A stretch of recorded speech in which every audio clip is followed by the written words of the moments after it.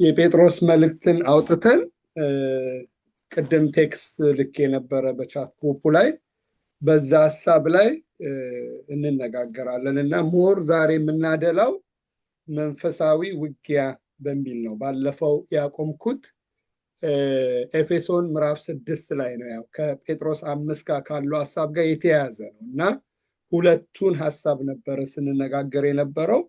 ሁላችንም አንደኛ ጴጥሮስ ምዕራፍ 5ን ከ6 እስከ 11 እናነበዋለን እና ሮዚ አንብቢልንና ወደ መልእክታችን እንሄዳለን። ምዕራፍ 5 ቁጥር ከ6 እስከ 11። እሺ፣ የእግዚአብሔርን ቃል አነባለሁ በጌታ በኢየሱስ ክርስቶስ ሕያው ስም። እንግዲህ በጊዜው ከፍ እንዲያደርጋችሁ ከኃይለኛው ከእግዚአብሔር እጅ በታች ራሳችሁን አዋርዱ። አሜን። እርሱ ስለእናንተ ያስባልና የሚያስጨንቃችሁን ሁሉ በእርሱ ላይ ጣሉት። በመጠን ኑሩ፣ ንቁም። ባላጋራችሁ ዲያብሎስ የሚውጠውን ፈልጎ እንደሚያገሳ አንበሳ ይዞራልና በዓለም ያሉ ወንድሞቻችሁ ያን መከራ በሙሉ እንዲቀበሉ እያወቃችሁ በእምነት ጸንታችሁ ተቃወሙት። በክርስቶስ ኢየሱስ ወደ ዘላለም ክብሩ የጠራችሁ የጸጋ ሁሉ አምላክ ለጥቂት ጊዜ መከራን ከተቀበላችሁ በኋላ ራሱ ፍጹማን ያደርጋችኋል፣ ያጸናችሁማል፣ ያበረታችሁማል። ለእርሱ ክብርና ኃይል እስከ ዘላለም ድረስ ይሁን፣ አሜን አሜን። ጌታ ይባርክሽ፣ ተባረኪ። ይሄ ይዘነው ነበረ የተነጋገርነውና እኛ ክርስቲያኖች ጠላት እንዳለን፣ ጠላታችን ደግሞ የማይተኛ ጠላት እንደሆነ፣ ቀኑን ሙሉ እንደሚያገሳ አንበሳ እንደሚዞረን፣ የሚዞረን ደግሞ ዓላማ አለው፣ ታርጌት አለው። ጠላታችን ዓላማ ይዞ ታርጌት ኖሮት ነው እኛን የሚዞረን። እኛን ማለት እያንዳንዳችን ክርስቲያኖች በጌታ ያመንነው ላይ ጠላት አለ ያለነው። ይሄኛው የምንኖርበት ዓለም በቃ ዘና ብለን ተረጋግተን በቃ ለሁሉ አልጋ በአልጋ ላይ ሆኖን የምንኖርበት ዓለም አይደለም ያለነው ዓለም። እኛ ክርስቲያኖች ያለነው ስደት ውስጥ ነው ያለነው። አገራችን ይሄ አይደለም። የኛ አገራችን የሚለው የእግዚአብሔር ቃል በሰማይ ነው ያለው። በሰማይ ያለውን ክርስቶስን ነው የምንጠብቀው። እዚህ ምድር ውስጥ ስንኖር ባለቤት ያለው ምድር ውስጥ ነው ያለው። የዚህ ዓለም ገዢ ተብሎ የተጻፈው የዚህ ዓለም ገዢ የሆነው ሰይጣን፣ ያንንም ስልጣንና ኦቶሪቲውን ደግሞ የተቀበለው ከሰው ላይ ነው። አዳም ያንን ስልጣን ባለመታዘዙ የተነሳ ሰጥቶት ነው ይሄን ምድር እየገዛ ያለው። በዚህ ምድር ውስጥ እየገዛ እያለ ነው በክርስቶስ ኢየሱስ ስናምን በመንፈስ ቅዱስ ስንታተም የኛ ባለቤት ክርስቶስ የሆነ በእግዚአብሔር መንግስት ውስጥ የገባ ነው። ስለዚህ እዚህ ምድር ላይ የእግዚአብሔር መንግስት አለ፣ የዲያብሎስ ዓለምን የሚገዛው መንግስት አለ። የራሱ ሲስተም ያለው የራሱ ሄራርኪ ያለው ምድር ውስጥ ነው ያለው። ስለዚህ ይሄ መንግስት እኛን የሚቀበለን አይደለም። ይሄ ሲስተም ክርስቲያኖችን የሚቀበል አይደለም። በተቻለው መጠን እኛ ላይ ሳያተኛ ሳያንቀላፋ እየዞረ እኛ ለመዋጥ ማለት ወደሱ ክልል ውስጥ እንድንገባ ለማድረግ ነው ሰይጣን የሚተጋው። በጣም ደስ የሚለው ሰይጣን ምንም እንኳን እንደዚህ እየተጋ ቢሆንም ደግሞ ከኛ ጋራ ያለ ጌታ ኢየሱስ አለ። ተስፋ ላይ በጣም ደስ ይላል። ቁጥር 10 ምን ይላል? በክርስቶስ ኢየሱስ ወደ ዘላለም ክብሩ የጠራችሁ የጸጋ ሁሉ አምላክ የተጠራነው ጥሪ ምንድነው? ወደ ዘላለሙ ክብሩ ማለት በቃ ለዘላለም ወደምንከብርበት ጥሪ ውስጥ ነው የተጠራነው። ለአንድ ዓመት፣ ለመቶ ዓመት፣ ለ1000 ዓመት ሳይሆን ለዘላለም የምንከብርበት ጥሪ ነው የተጠራነው። ልክ ለሰርግ ስንጠራ ለአንድ ሰርግ እንዘጋጃለን። የጥሪውንም አይነት ይለያያል እና እዛ ለመሄድ ያ ወረቀት ይኖረናል። ጥሪው የተጠራንበትን ያለውን ቤኔፊት ሁሉ በቃ ግብዣውን ሁሉ ሄደን በዛ ጥሪ እንገባለን። እኛም ኦልሬዲ የተጠራነው ጥሪ የምንገባበት ወደ ዘላለም ክብር ውስጥ ነው የምንገባው። ነገር ግን ጌታ ምን አለ? ወደ ዘላለም ክብሩ የጠራችሁ የጸጋ ሁሉ አምላክ ማለት የጸጋ ማለት ነፃ ስጦታ በነፃ ይሄንንም ጥሪ ያገኘ ነው ደግሞ ሰርተን ተዋሽተን ከምናምን ሳይሆን በእምነት ብቻ እንዲሁ በነፃ ነው ጥሪውን ያገኘ እና የጸጋ ሁሉ አምላክ ለጥቂት ጊዜ መከራ ከተቀበላችሁ በኋላ ስለዚህ ይሄ አሁን መንፈሳዊ ውጊያው ስንገባ ለጥቂት ጊዜ የምንቀበላቸው መከራዎች አሉ። በዓለም ሳለ መከራው ጥቂት ጊዜ ናት። እግዚአብሔርም ያውቀዋል። የምትቀበሉት መከራ አለ። መከራው ልዩ ነው። ሁላችንም እዚህ ቤት ያለነው በተለያየ መከራ ውስጥ እናልፋለን። አንዳንዶቻችን በጤንነት እንፈተናለን። አንዳንዶቻችን ልጆቻችን በደም ያደጉ በማንፈልገው በማናሰው መንገድ ይሄዱብን ይሆናል። አንዳንዶቻችን በትዳራችን በተለያየ በስራ ቦታ በማጣት በፋይናንስ በመቸገር በተለያየ ልንቸገር እንችላለን። በዓለም ሳለ ግን ምንድነው ይለናል ጌታ? ለጥቂት ጊዜ ነው ይሄ ፈተና። በጣም ደግሞ ደስ የሚለው ምንድነው? ምንም እንኳን ልዩ መከራ ውስጥ ብናልፍ ተስፋ የገባልን ጌታ የኛ አባት የኛ አዳኝ ለእያንዳንዳችን ያይና ሊሚትን አበጅቶለት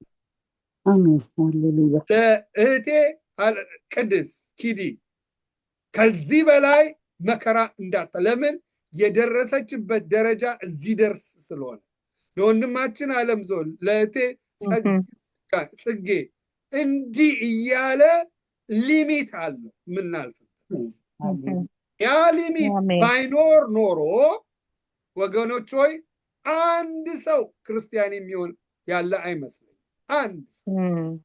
አንድ ሰው በጌታ ቤት ጸንተ እንደዚህ ለመቆም በጭራሽ ከመከራው ታላቅነት የተነሳ ማናችንም የምንቆም አይመስለኝም። አይዶንት ኖ።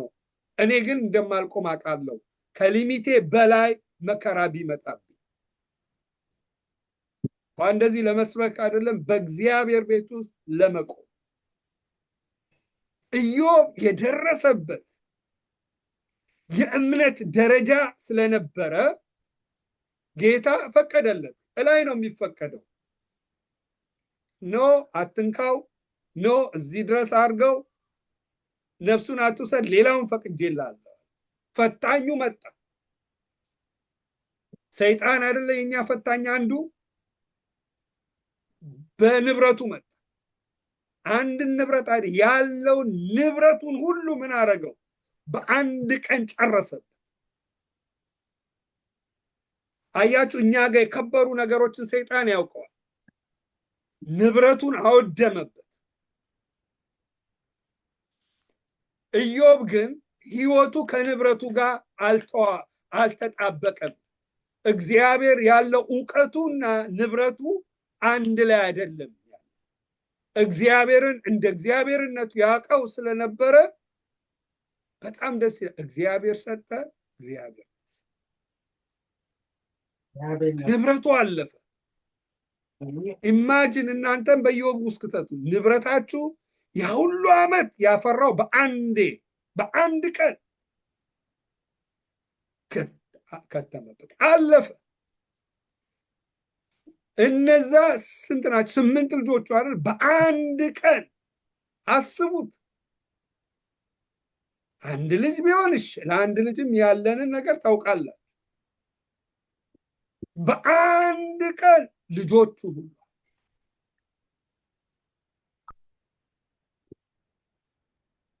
ሰይጣን ያውቀዋላ ቫልዩ ያለንን በልጆቹ እንዳለ ጨረሰ። ንብረቱን እንዳለ ጨረሰ። ከተለያየ ጠላትን እያስነሳ። ይሄ ሰው ግን ህይወቱ ከእግዚአብሔር ጋር የተጣበቀ ስለሆነ ምን አለ? እግዚአብሔር ሰጠ፣ እግዚአብሔር ነሳ። የእግዚአብሔር ስም የተባረከ። እግዚአብሔርን በአንደበቱ አልበደለም። እኔ ወገኖች ሆይ አንዳንድ ሰባኪዎች ሲናገሩ በቃ ይዘገንነኛል። እንዴት ብዬ ስሜቴን ልንገራቸው? ኢዮብን ፈርቶ እንዲሆነ ብለው በድፍረት ሲናገሩ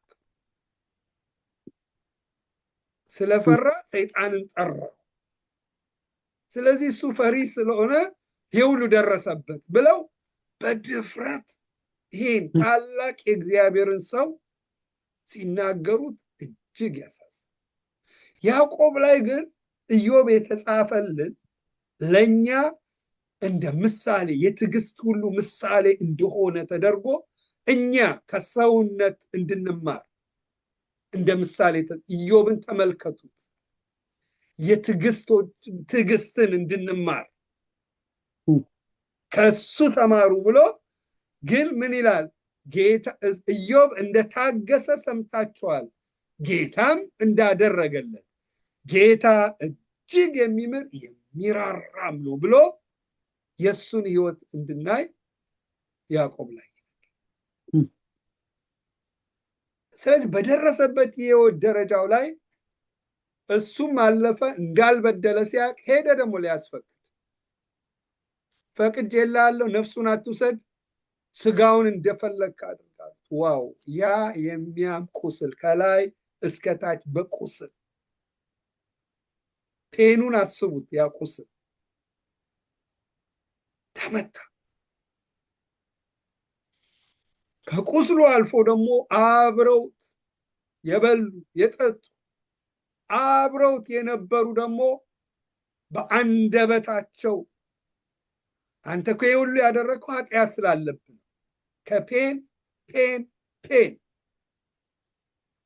ጨመሩበት። ከቁስሉ የባሰው ቁስል በእግዚአብሔር ቃል እየጠቀሱ ጎዱት። አያሳዝንም? ለምን?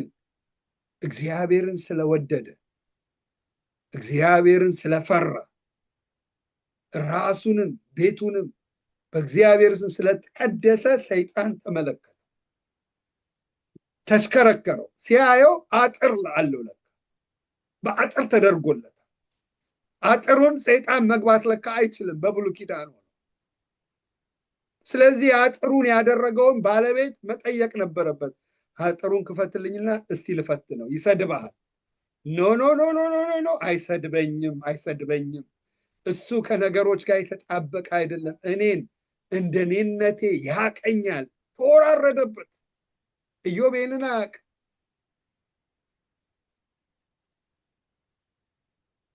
እንደምናየው በብዙ ፈተና በኋላ ጸና። እግዚአብሔር ጎበኘው። በእጥፍ ክብር አከበር። በልጆች እጥፍ ክብር፣ በንብረት እጥፍ ክብር እግዚአብሔር አከበረው። እነዚያ የጎዱት ሁሉ መጥተው ይቅርታ እስከሚሉት እግዚአብሔር አድርጎ አከበረው። ለጥቂት ጊዜ መከራ ከተቀበለው በኋላ እግዚአብሔር እጥፍ አከበረው። ለእኛም አሁን በምድር ላለ ነው ምሳሌ የሆነን ዘንድ ሰይጣን ለካ በተለያየ መጥቶ ህይወታችን እንደሚፈትነን ግን እግዚአብሔር የሚራራ ጌታ የሚራራ የሚምር አምላክ ሆኖ መጨረሻ ደግሞ በእጥፍ እንደሚባርከን ይሆን ዘንድ እሱ ባለፈበት መንገድ ለእኛ ትምህርት ሆኖ አለፈ።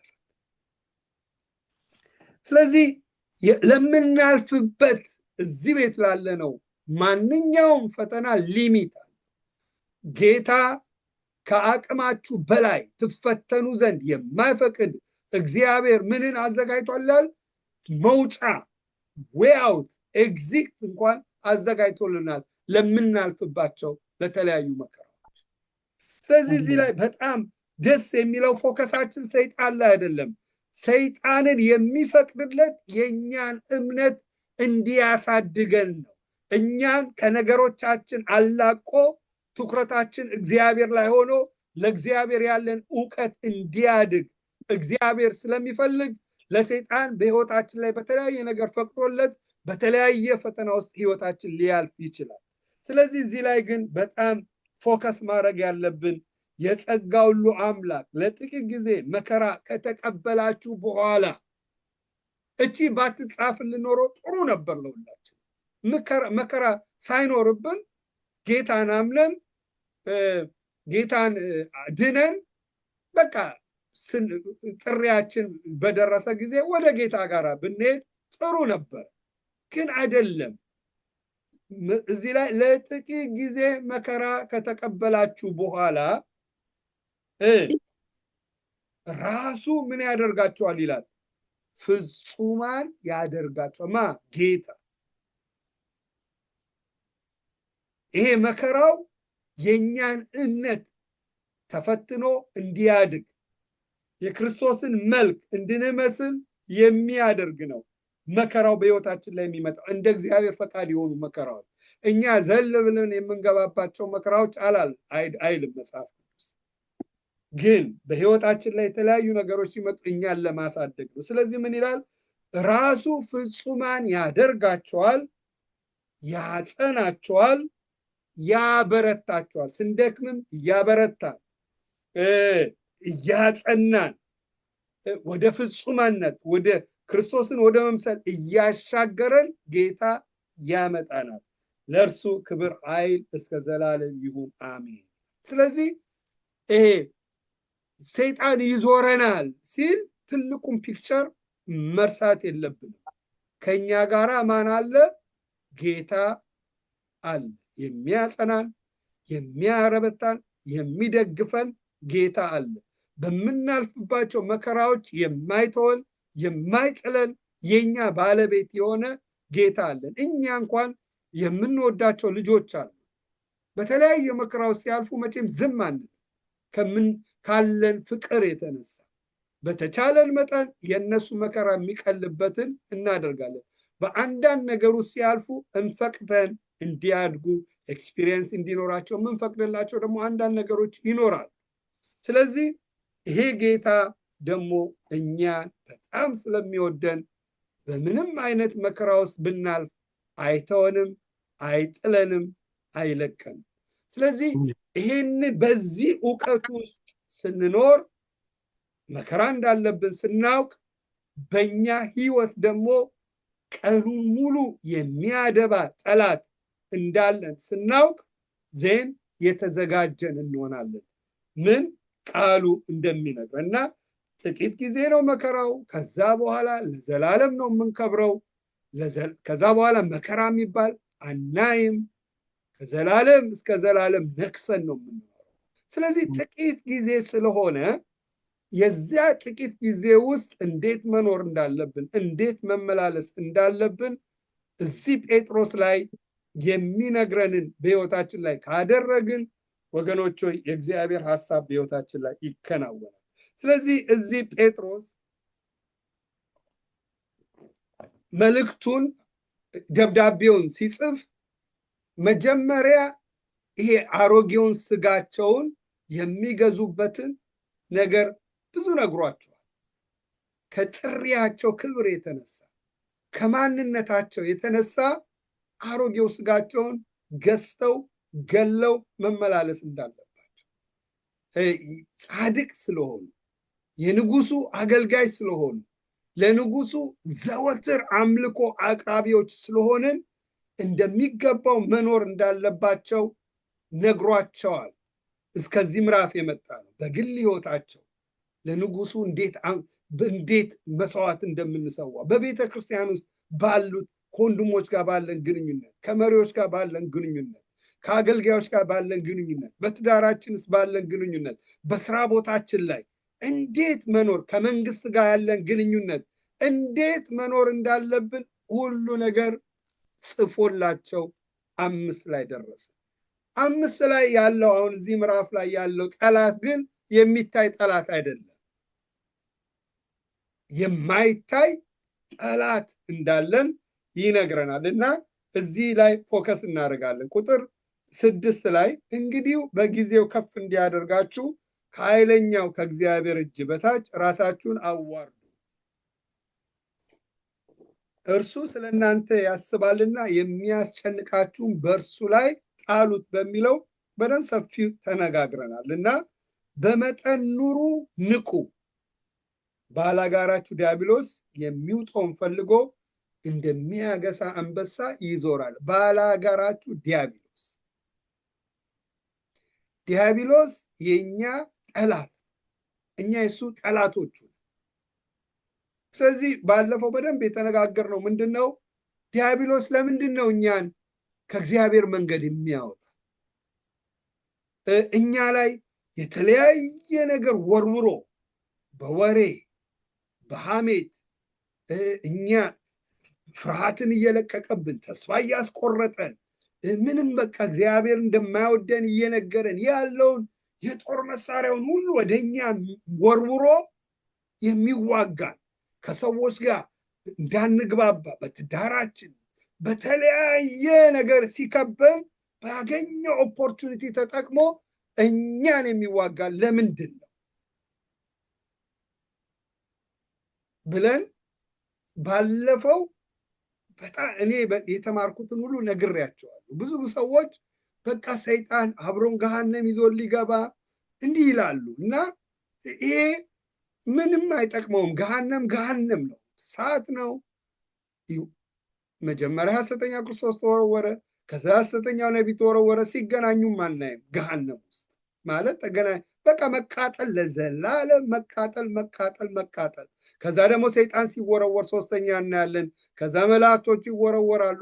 ከዛ በክርስቶስ ያላመኑ በሕይወት መዝገብ ላይ ያልተጻፉ ሁሉ ወደ ገሃነም ሲወረወሩ እናያለን።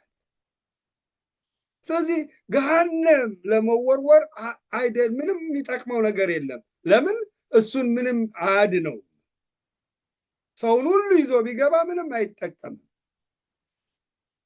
ግን የእግዚአብሔር ቃል እንደሚነግረን ዲያብሎስ ጥቂት ጊዜ እንዳለው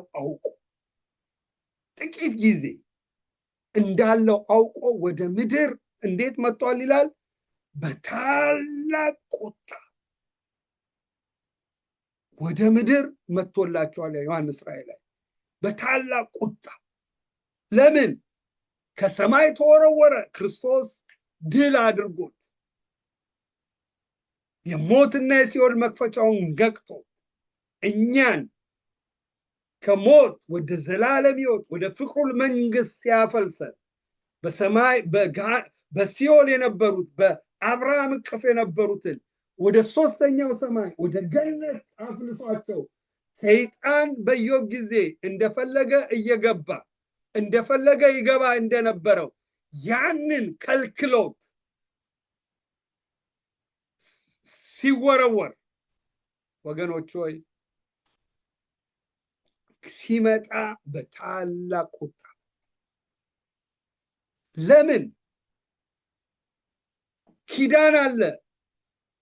ወደ ሰማይ እንዲያያችሁት ኢየሱስ አንድ ቀን አይን እያየችው ይመለሳል። እንደሚመለስ ሰይጣን። ስለዚህ የሰይጣን ዘመኑ የተቆጠረለት ክርስቶስ ዳግም አንደኛው የሚመጣው የንጥቀት ጊዜ አለ። ዳግም ሲመጣ ኢየሱስ ሲመጣ የንጥቀት ጊዜ ክርስቲያኖችን ይነጥቃል። አንድ መልአክ ሆኖ ሰይጣንን የሚያስረው ዮሐንስ ራእይ ላይ አንድ መልአክ ይታዘዝለታል። አንድ መልአክ ነው ወስዶ ሰይጣንን ለ1000 ዓመት የሚያስረው። ከ1000 ዓመት በኋላ ክርስቶስ በሚገዛበት ጊዜ ላይ ሰይጣን ይታሰራል ለ1000 ዓመት። ከ1000 ዓመት በኋላ ይፈታል።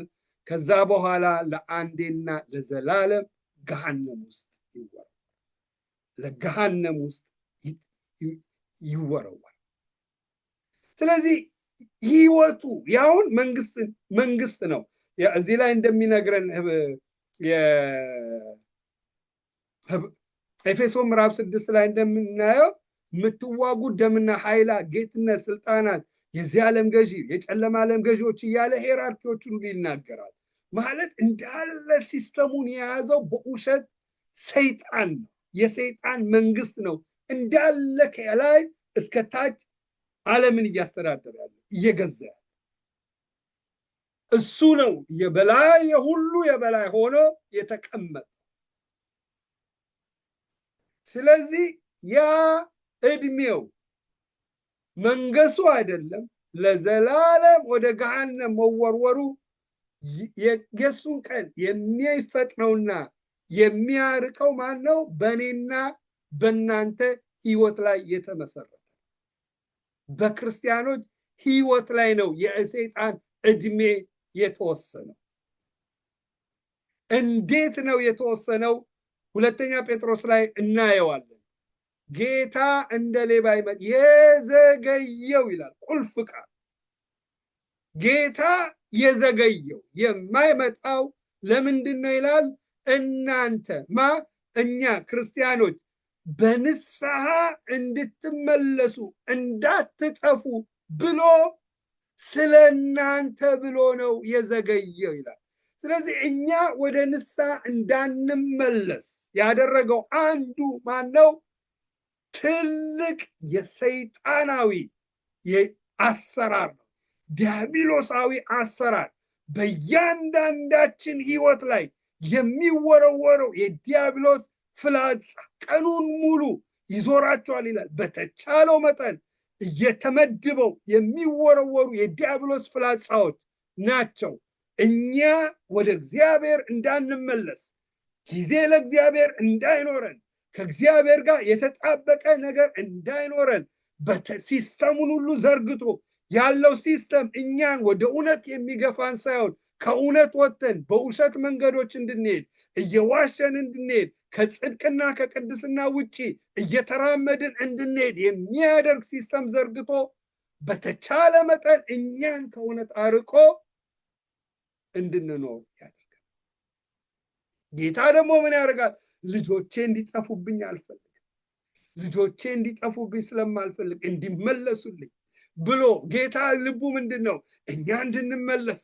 እኛ ልጆቼ አንድ ቀን ይመጣሉ፣ አንድ ቀን ይመለሱልኛል፣ ልባቸው ሙሉ ለሙሉ ወደ እኔ ይዞራል። እነሆ ካሉበት ጥላቻ ወጥተው፣ ካሉበት ይቅር አለማለት ሕይወት ወጥተው፣ ካሉበት መከፋፈል ወጥተው፣ ካሉበት ሐሜት ስጋዊ ነገር ላይ ተላቀው፣ እነሆ በፍጹም ካሉበት ከጽድቅና ከቅድስና ውጪ የወጣ አኗኗር ላይ ወጥተው ወደ እኔ ወደ ቃሌ ሕይወት ተመልሰው እኔን በመጠበቅና ሕይወቱ ሲገቡልኝ እያለ ጌታ ደግሞ ይታገሳል።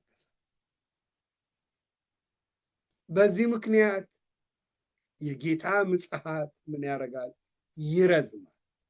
እኛ ወንጌል እንዳንናገር፣ የዳኑት ነገር እንዳንናገር፣ እኛን በተለያየ ነገር ቢዚ አድርጎን በዚህ ዓለም ኑሮ ሕይወታችንን ከቦን አይምሮአችን ቀን ቋት ወጣ የምናስበው የዚህ ዓለም ነገር ተሰዓት ሆነ ማታ ሆነ በተለያየ ጦር ሜዳው ያለው አይምሮ ላይ አይደለ ውጊያው ፍላጻው ያለው።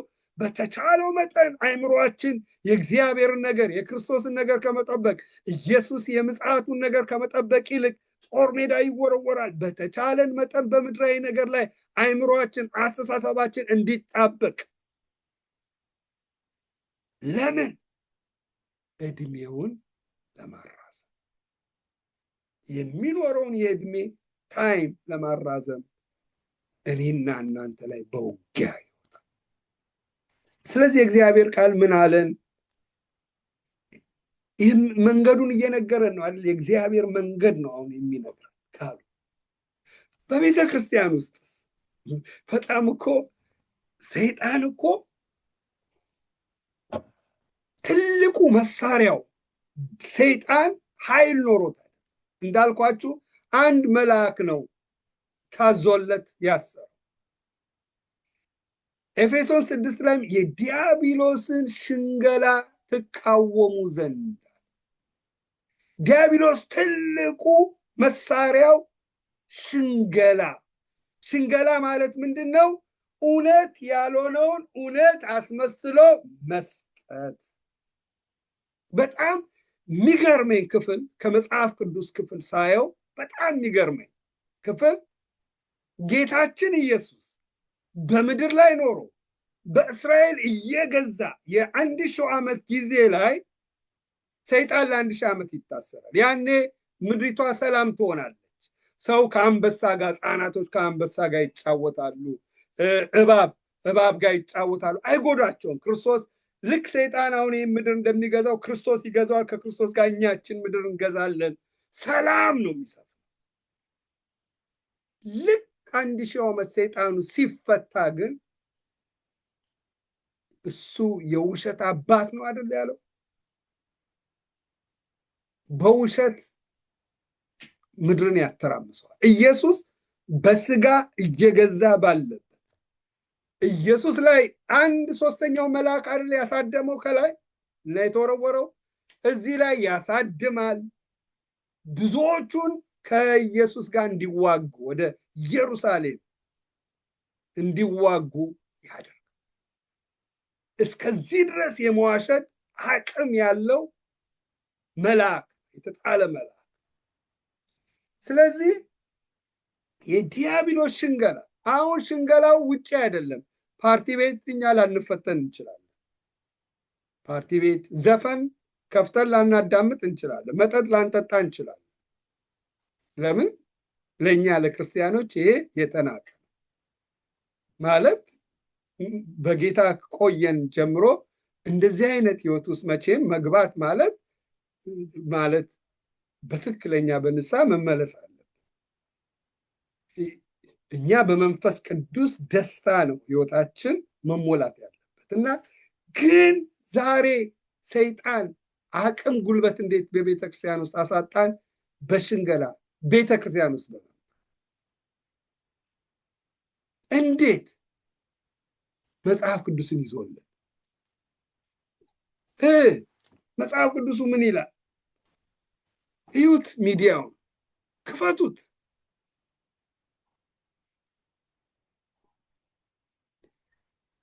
ቃሉን በደንብ ከፍተን ስናነብና በዚህ ዘመን ያሉ ትምህርቶችን ስናይ በጣም ያሳዝናል። በጣም ያሳዝናል። በጣም በቃ ማንን ላከ? የእሱ መልእክተኞች፣ ሐሰተኛ ነቢያቶች፣ ሐሰተኛ ሐዋርያቶችን አፈላልን። የዚህ ዓለም ገዥ ገንዘብ አላቸው፣ ሚዲያ አላቸው፣ ቻርቻቸው ትልልቅ ነው፣ ምንም የጎደለው የለም፣ ህዝብ አላቸው።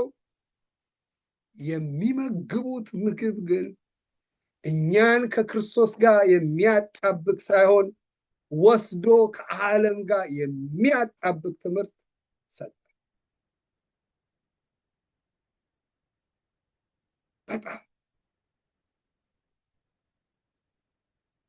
በቃ አስተሳሰባችን ምድራዊ የምንመኘው አትመኙ፣ ዓለምን አትመኙት። ዓለምን መውደድ ማለት የእግዚአብሔር ጋር ጠላትነት ነው። ዓለምን የሚወዱ የእግዚአብሔር ጠላት ይሆናሉ፣ እግዚአብሔርን ማስደሰት አይችሉም እያለን ቃሉ እየነገረን፣ እነዚህ ሰዎች ግን ዓለምን ይሰብኩልን። ምኞቶቻችን ዓለም፣ ሰማይን ልንጠብቀው ያለውን ክርስቶስን አጠፉ።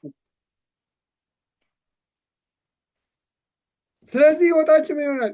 የዚህ ዓለም ነገር ካልሞላንን ነጭናጮች። ይሄ ለጥቂት ጊዜ መከራ ከተቀበላችሁ በኋላ ራሱ ያጸናችኋል፣ ያበረታችኋል፣ ያቆማችኋል፣ ፍጹማን ያደርጋችኋል የሚለውን ቃል አይነግሩንም። አትሞትም፣ አይዞ ጌታ ሞትን ካንተ አርቋል መጽሐፍ ቅዱሱ ደግሞ ሲነግረን እኔ ለእኔ ህይወት ክርስቶስ፣ ሞት ደግሞ ምንድነው ይላል? ጥቅም ነው። ለምን? ከዚህ ከስጋዬ ስለይ የሚሄድበት የከበረ የዘላለም እረፍት ያለበት ጌታ ይጠብቀኛል። ስለዚህ እኔ ወደ ጌታ ጋር ብሄድ ለእኔ ጥቅም ነው። እንደገና ቆሮንቶስ ላይ ምን ይሏል? እቺ ምድር የምትኖሩባት የስደት ምድር ነው። አገራችሁ እቺ አይደለችም። አገራችሁ ያለው በሰማይ ነው። አሁን በስደት ውስጥ ነው ያለው። ያንን ልብስ እንድንለብስ እንናፍቃለን፣ ያንን እንናፍቃለን ብሎ ይሄ ለእኛ ምድር ስደት ምድር እንደሆነ በስደት ውስጥ እንዳለ ስደት የሌለብን አገር ግን በሰማይ እንዳለን እንድንናፍቀው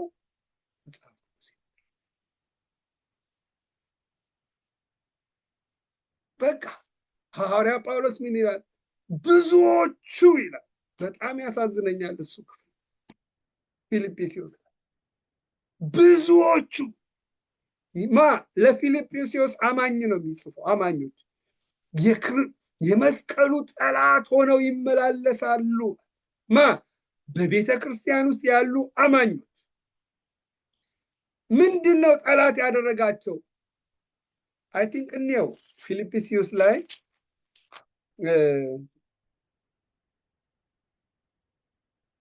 ፊልጵስዩስ ምዕራፍ 3 ላይ ቁጥር 18 ጀምሮ አንብቢልን እስከ 21።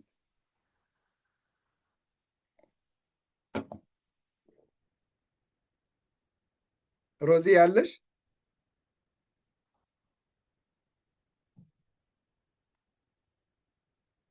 እሺ አነበዋለሁ። ብዙዎቹ 18 እስከ 21 ለክርስቶስ መስቀል ጠላቶች ሆነው ይመላለሳሉ። ብዙ ጊዜ ስለ እነርሱ አልኳችሁ፣ አሁን እንኳን እያለቀስኩ እላለሁ። መጨረሻቸው ምንድነው? ጥፋት። ሆዳቸው አምላካቸው፣ ክብራቸው በነውራቸው፣ ሐሳባቸው ደግሞ ምድራዊ ነው። እኛ ሀገራችን በሰማይ ነው፣ በዚያ ደግሞ የሚመጣ መድኃኒት እርሱ ጌታ ኢየሱስ ክርስቶስን እንጠባበቃለን። እርሱ ሁሉን እንኳን ለራሱ ሊያስገዛ እንዲችል አሰራር ክብሩ ስጋው እንዲመስል የተዋረደውን ስጋችንን ይለውጣል ብሎ ሐዋርያ ጳውሎስ ይናገራል። እዚህ ላይ ምን ይላል? ብዙዎች ለክርስቶስ መስቀል ጠላቶች ሆነው ይመላለሳሉ። እንዴት? ብዙ ጊዜ ስለነዚህ አልኳችሁ፣ አሁንም እንኳን እያለቀስኩ እላለሁ። ብዙ ጊዜ ስለነዚህ ሰዎች አልኳችሁ፣ አሁንም እያለቀስኩ እላለሁ። ለምን? የነዚህ የክርስቶስ መስቀል ጠላት ሆኖ ለሚመላለሱ መጨረሻቸው ምንድን ነው ይላል? መጨረሻቸው ጥፋት። ሆዳቸው ደግሞ ምንድን ነው? አምላካቸው ነው። በቃ በህይወታቸው ላይ ፕራዮሪቲ የሚሰጡት ሆዳቸው ነው። ሆዳቸው አምላካቸው፣ ሐሳባቸው ደግሞ ክብራቸው ደግሞ ክብር ብለው የሚጠሩት። ታስታውሳለሁ፣ አንድ ሰው ቤት ገዝቶ በቃ ልንጠይቀው፣ ቤትም ቀይረውም ስለነበር ገዝተውም ልንጠይቃቸው ሄድና ራቅ ያለ ቦታ ነው። በጣም በቃ መጨረሻ ላይ እሱ እያመሰገነ እያለ እየጸለየ በቃ እያለ የጸለየው ጸሎት ትንሽ እንትን አላረገኝ። በቃ ጥሩ ነው፣ እስማማለሁ፣ ቤት መግዛት የዚህ ነገር አለ አይደል? በጣም ተግቶ መኖር በጣም መጽሐፍ ቅዱሳዊ አለ አይደል? የተሰሎንቄ ሰዎች ጌታን እየጠበቁ ስራ አቆሙ። ስለዚህ በቃ በየሰው ቤት እየዞሩ ማውራት እንዲሆን ጌታ ይመጣል እያሉ መስራት አቆሙ። በዚህ ምክንያት ደነገገላቸው፣ ሰው ሳይሰራ አይብላ። ጌታን እየሰራን እየኖርን በሁሉ ነገር እየተጋን ነው ጌታን የምንጠብቀው አይደል? ልክ ነው። ግን አጸላዩ ምን ሆነ? በቃ ሰንጥቆ እንዲወጣ በቃ እንትኑ እንትን አላለኝ እና መጨረሻ ላይ ከጨረሰ በኋላ መቼም እኮ እንደኛ ክርስቲያኖች ሰንጥቀን እኮ ወጥተናል። በአብ ቀኝ ምን ብለናል? ተቀምጠናል አይደል? እኛ ክርስቲያኖች በክርስቶስ በቀኙ አስቀመጠን። ከዚህ የበለጠ ክብር በጭራሽ የለም። ያ ክብር ውስጥ ሊወዳደር የሚችል የለም። በምንም ደግሞ ልንተካው የምንችል ክብር አይደለም። ግን እነዚህ ነገሮች ቤት መግዛቱ ጥሩ ነው፣ እንገዛ መቼም በተቻለ መጠን እናደርገዋል። ጥሩ ነው፣ መልካም ነው። ለእግዚአብሔር በረዳ መጠን እናደርገዋለን። የኛ ግን ክብር በምንም ሊተካ የማይችል በምንም ሊወዳደር የማይችል ሰው አንድ የዚህ ዓለም አንድ ብርንና አንድ ትሪሊየንን ብር ሰው ያወዳድራል እንደ አያወዳድረው። የኛ ግን ክብራችን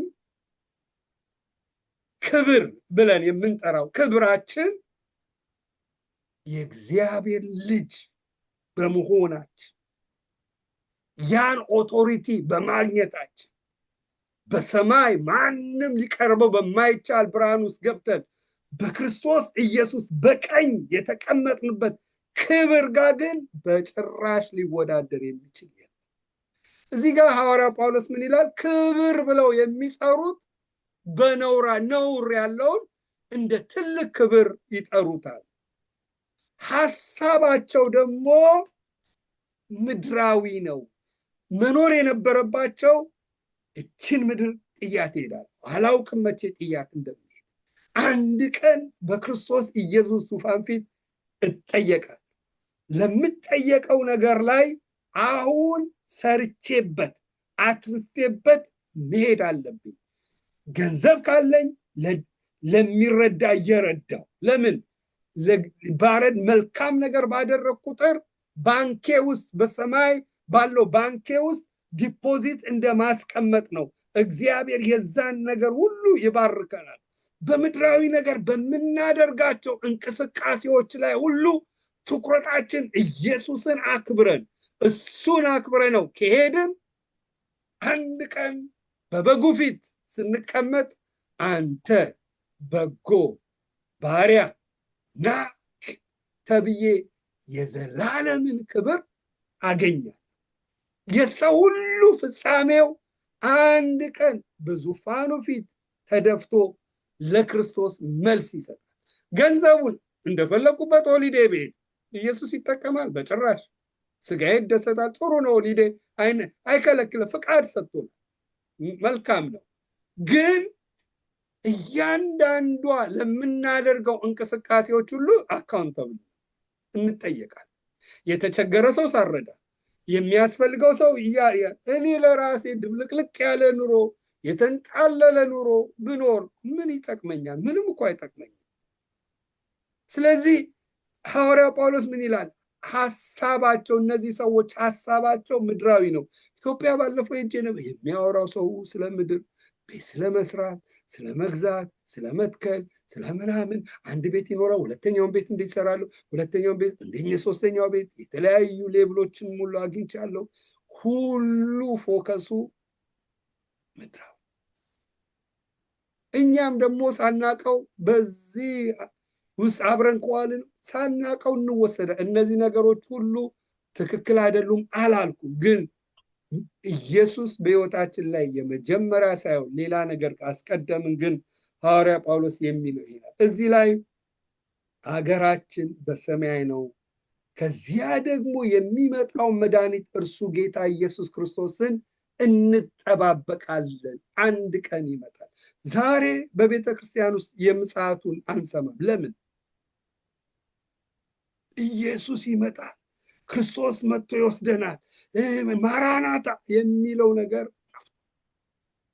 ለምን? ታላቅ የሆነ የዲያብሎስ ምን አሰራር፣ ታላቅ የሆነ የዚህ ዓለም ገዢ አሰራር ነው። ምጽአቱን ከኛ ማረክ ለምን የህይወቱ የሞትና የሽረት እንደሚባለው ከሰይጣን ማንነቱ ከስልጣኑ ጋር የተገናኘ ስለሆነ። ስለዚህ ወደ ክፍላችን ስንመለስ ዲያብሎስ ይዞረናል እኛን ከእግዚአብሔር ሐሳብ ለማውጣት፣ ዓላማው እድሜውን ለማራዘም ነው። ሁላችንም እንትን ላይ እንሄድና ሐሳቤን ጠቀልላለሁ። ኤፌሶን ምዕራፍ 6 ሐሳቤን መቼም እያገኛችሁት ነው? እያገኛችሁት ነው ወይ? እንደው እያገኛችሁት እንደሆነ እሺ። ኤፌሶን ምዕራፍ 6 ላይ እናወጣለን። ኤፌሶን ምዕራፍ 6 ያ እዚህ ላይ ከቁጥር 10 ጀምሮ አንብቢልን እስከ 18። ኦኬ ምዕራፍ 6 ቁጥር 10 ጀምሮ። ያ በቀረውስ በጌታና በኃይሉ ችሎት የበረታችሁ ሁኑ፣ የዲያብሎስን ሽንገላ ትቃወሙ ዘንድ እንዲቻላችሁ የእግዚአብሔርን ዕቃ ጦር ሁሉ ልበሱ። መጋደላችሁ ከደምና ከሥጋ ጋር አይደለምና ከአለቆችና ከስልጣናት ጋር፣ ከዚህ ከጨለማው ዓለም ገዦች ጋር፣ በሰማያዊ ስፍራ ካለው ከክፋት መንፈሳዊ ሰራዊት ጋር ነው እንጂ። ስለዚህ በክፉ ቀን ለመቃወም ሁሉንም ፈጽማችሁ ለመቆም እንድትችሉ የእግዚአብሔርን ዕቃ ጦር ሁሉ አንሱ። እንግዲህ ወገባችሁን በእውነት ታጥቃችሁ የጽድቅን ጥሩር ለብሳችሁ በሰላም ወንጌል በመዘጋጀት እግሮቻችሁ ተጫምተው ቁሙ። በሁሉ ላይ ጨምራችሁ የሚንበለበሉትን የክፉውን ፍላጻ ሁሉ ልታጠፉ የምትችሉበትን የእምነትን ጋሻ አንሱ። የመዳን ራስ ቁር የመንፈስ ሰይፍ ያዙ፣ እርሱም የእግዚአብሔር ቃል ነው። በጸሎትና በልመና ሁሉ ዘወትር በመንፈስ ጸልዩ። ጌታ ይባርክሽ። እዚህ ጋር ያለውን እንነጋገራለን። እዚህ ላይ ቁጥር በቀረውስ ይላል። በቀረውስ፣ ይሄ በቀረውስ የሚለው ቃል ከላይ ይዞት የመጣ ሐሳብ አለ። ከላይ ይዞት የመጣውን ሐሳብ ከተናገረ በኋላ አሁን ደግሞ የቀረ ፓርት አለ። በቀረውስ ይሄ ኤፌሶንን ደብዳቤ ነው። ከ1 እስከ ምዕራፍ 6 እንደ አንድ ደብዳቤ ነው። ከምዕራፍ 1 እስከ ምዕራፍ 3 ስታዩ ክርስቶስን በማመናችን የተደረገልንን ማንነት የምናይበት፣ ከ4 ጀምሮ እንደተጠራችሁት መጠራት እንደሚገባ ትመላለሱ ዘንድ እለምናችኋለሁ። ጥሪውን ክብር ከተናገረ በኋላ ከዛ በኋላ ስለዚህ ጥሪ እንዴት እንደምንመላለስ ከምዕራፍ 4 ጀምሮ እንደተወደዱ ልጆች እግዚአብሔር የምትከተሉ ይሁኑ ይላል። ምዕራፍ 5 ቁጥር 1። ስለዚህ እንዴት መኖር እንዳለብን በግል ሕይወታችን ልክ ጴጥሮስ ላይ እንደተናገረው በትዳራቸው ይናገራል። አንብቡት። ስለ ትዳር የሚናገረው ክፍል እዚህ ላይ እንዴት ባል ሚስትን መውደድ እንዳለባት ባለፈውም አይተነዋል። ሚስት ባሏን መገዛት እንዳለባት፣ በሁሉ መገዛት እንዳለባት፣ ሚስት ባሏን መውደድ እንዳለበት፣ ክርስቶስ እንደወደዳት እንዴት መውደድ እንዳለባት፣ እንደዛ ሁሉ በሚስት በትዳር በኩል ያለውን፣ በቤተ ክርስቲያን በመሪዎች በኩል ያለውን፣ በወንድሞች ባለው በአገልግሎት በኩል ውስጥ ያለውን፣ እንዲሁም ደግሞ በቤተሰብ በኩል ውስጥ ያለው፣ በመንግስት በኩል ያለውን ነገር ሁሉ ይናገራል። እንዲህ ነው እንደ ክርስቲያን እንደሚገባን መኖር ያለብን ብሎ ይናገራል። ከዛ በኋላ ደግሞ ልክ ኤፌሶን ላይ እዚህ ጴጥሮስ ላይ እንደተናገረው ሁሉን ጨርሶ ነው ከዛ ከሰይጣን ጋር ያለውን ውጊያ የሚናገረው። ምዕራፍ 6 ኤፌሶንም ሁሉ በግል ሕይወታችን አሮጌውን ስጋችንን የምናስገዛበትን ሜካኒዝም ከተናገረ በኋላ ከዛ በኋላ ጠላት ከዲያብሎስ ጋር እንዴት መዋጋት እንዳለባቸው ይነግረናል። እኛ ብዙ ጊዜ ይህንን እንስተዋለን። ሁሉ ነገር የምናደርገው ከዲያብሎስ ጋር ነው የምንዋጋው። የስጋን ፓርት የአሮጌውን ስጋ ፓርት ብዙ ጊዜ ሚስ እናደርገዋለን፣ ብዙ ጊዜ አይነገረን። ስለዚህ በኢየሱስም በኢየሱስም በኢየሱስም እንላለን። አንዳንዱ ያ መገጸጽም አያስፈልገው ማለት እንዴት ወንድሞችን መውደድ ካለብን የስጋችን ኃላፊነት አለ። ስጋችንን መግዛት መግደል ያለብን ፓርት አለ። ዲያብሎስን መቃወም ያለብን ፓርት አለ። ስለዚህ ሁለቱን በደንብ መለየቱ ያስፈልጋል። አሁን ካለኝ ሰዓት የተነሳ እዚህ ላይ ስለዚህ ይሄ ሙሉ ሀሳብ በቀረው ሲል መጨረሻ ላይ መዋጋት ያለብንን ይነግራቸዋል። በጌታና በኃይሉ ችሎት የበረታችሁ ሁኑ። ቀረውስ አሁን ይሄ ከዲያብሎስ መንግስት ነው። ይህን መንግስት እኛ ምንዋጋው አይደለም፣ በጭራሽ ምንችለውም አይደለም፣ ምንዋጋውም አይደለም። የአስቄፋ ልጆች ታስታወሳችኋቸው? ጳውሎስ በሚለው በኢየሱስም ብለው ሰይጣንን ሊያባሩ ሲል ኢየሱስን አውቀዋለሁ፣ ጳውሎስን አውቀዋለሁ፣ እናንተ ማናችሁ ብሎ አንድ ሰው ነው ወጣባቸው። ሰባቱን ልብሳቸውን ገፎ ራቁታቸውን ሰደዳቸው። ከሰይጣን ጋር እኛ የምንዋጋበት አቅም የኛ ማንነት አቅም አይፈቅድልንም። የዲያብሎስና መንግስቱ ላይ ተጽዕኖ ልናመጣ የምንችለው በማን ነው?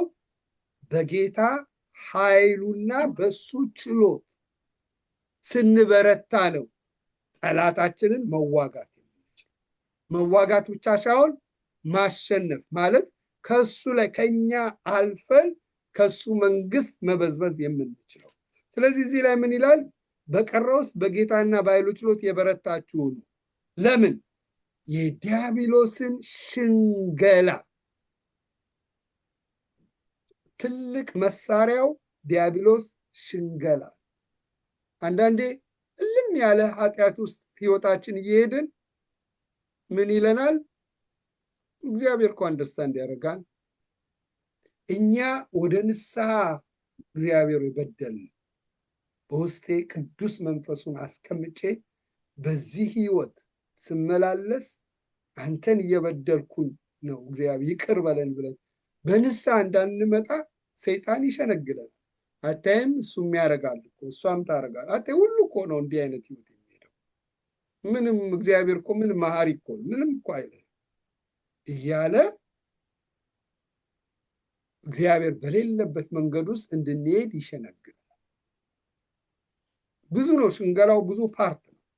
በዚህ ይህን ኃይል ሚስ አድርገን እንድንመላለስ የሚያደርግ ሽንገላ እና ይህዚህ ሽንገላ ትቃወሙት ዘንድ ይሄ ሽንገላው በኢየሱስ ስም ስላልኩት አይሄድም። ብዙ ጊዜ በቃ እንቃወመው እንላለን። በኢየሱስ በጣም ተገቢ ነው። ዲያብሎስን ጸንታችሁ ተቃወሙት ይላል። አንድ ክርስቶስ በሰጠን በልጅነት ስልጣን እንቃወመዋለን። ግን ተቃወሙት ሲለን ቃሉ ላይ እንዴት ነው የምንቃወመው? እዚህ ጋር ይሄ የሚከበንን ዲያብሎስ ውጊያው ያለው ማይንድ ላይ ጦር ሜዳው ማይንድ፣ እኛን ተስፋ ማስቆረጥ፣ በፍርሃት በጥላቻ ዲቪዥን በማድረግ በሐሜት በአድመኝነት በተለያየ ነገር እኛን ከእግዚአብሔር እውነት እንድንወጣ ይዋጋል። ስንበረታ በውሸት የሚያወሩብን ሰዎችን ያስነሳል። ሰይጣን ዕቃ እስካገኘ ድረስ በማንም መጠቀም ይችላል። በማን ለምሳሌ በማን ተጠቅሟል? ጴጥሮስ አሁን ይህን መጽሐፍ የጻፈልን አይደል? በሱ እንኳን ተጠቅሟል አይደል? ጌታችን ኢየሱስ ምን አለ? ምን አትሙትብን አለው አይደል? የሰው ለአእምሮ የሚመች ሀሳብ ጌታ ምን አለው? አንተ ሰይጣን ዲዘርን ነው ያደረገው፣ ሂድ ብሎ ተቃወመው፣ ለየው። ስለ ሰይጣን ዕቃ እስካገኘ ድረስ በማንም በአገልጋዮች ይጠቀማል፣ በመሪዎች ሊጠቀም ይችላል። ባገኘው ዕቃ ሊጠቀም ይችላል። መንፈስ ነው፣ ዲዘርን እስካላደርገው በሰዎች አንደበት ይጠቀም። ዓላማው እኛን መክታት፣ እኛን ከእግዚአብሔር እውነት ማውጣት ነው። እኛን ከእግዚአብሔር ሐሳብ ማራቅ። ለእግዚአብሔር ነገር ላይ ለመስራት ስንነሳ እንደ ጦቢያ አይነት ሰዎች ያስነሳል። ቀበሮ የሚወጡበት የሚፈርስ እያለ ተስፋ የሚያስቆርጥ ለትልቅ ነገር እግዚአብሔር በውስጣችን አስቀምጦ ልንሰራ ስንነሳ በቃ ይነግረናል። አንተ ደግሞ አንተ ብሎ እንትናን አጣየውም የት ደረሰ? ተስፋ የሚያስቆርጥ አጀንዳውን በሁሉ ኦፖርቹኒቲ ይነግራል። አታዩትም? እንትንን ስታጠኑት፣ ነህምያን ስታጠኑት በነጦቢያ ተዋጋው፣ በሰው ተዋጋው፣ አልፎ ተርቦ ነቢይ ተላከለት። ነቢይ ተገዝቶ ተላከለት። ተው ይገለዋል። በማስፈራራት ተላከበት። ያልተላከበት ትልቁን ቅጥሩ እንዳይሰራ። ስለዚህ ሰይጣን በተቻለው መጠን እግዚአብሔር በውስጣችን ያለውን ፖቴንሻል እንዳንጠቀም እኛን ዳይቨርት በሚያደርግበት ነገር ላይ ይጠቀማል። እኛ ምንም እንደማንጠቅም በእግዚአብሔር ነገር ላይ ምንም እኛ ተመልካች እንጂ በቃ አይደል ያን ያህል እግዚአብሔር እንደማይጠቀምብን እንደማይወደን አንዳንዴ እንደተወን የሆነ ኃጢአት ውስጥ ህይወታችን ከገባ ይኸው እግዚአብሔር እኮ አንተን ረስተዋል፣ አንተን እኮ በቃ እግዚአብሔር አያስብም፣ አንተ እኮ በቃ እንደገና እኮ ይኸውልህ በሰው ሁሉ እንደዚህ አይነት እኮ ነው አንተ የምትባለው። ስለዚህ አንተ እኮ ምን ቤተክርስቲያን መሄድ ራሱ ምን ጥቅም አለው? በተቻለው መጠን ሁላችንም በተለያየ ይዋጋል፣ ይሸነግላል፣ ከእግዚአብሔር እውነት እንድንርቅ ያደርጋል። ስለዚህ የእግዚአብሔር ቃል ይላል ምን የዲያብሎስን ሽንገላ ሽንገላውን የምንቃወመው እንዲሁ አይደለም። የእግዚአብሔርን ዕቃ ጦር ምን ማለት አለብን? መልበስ አለብን። ውጊያ ውስጥ ነን ያለነው።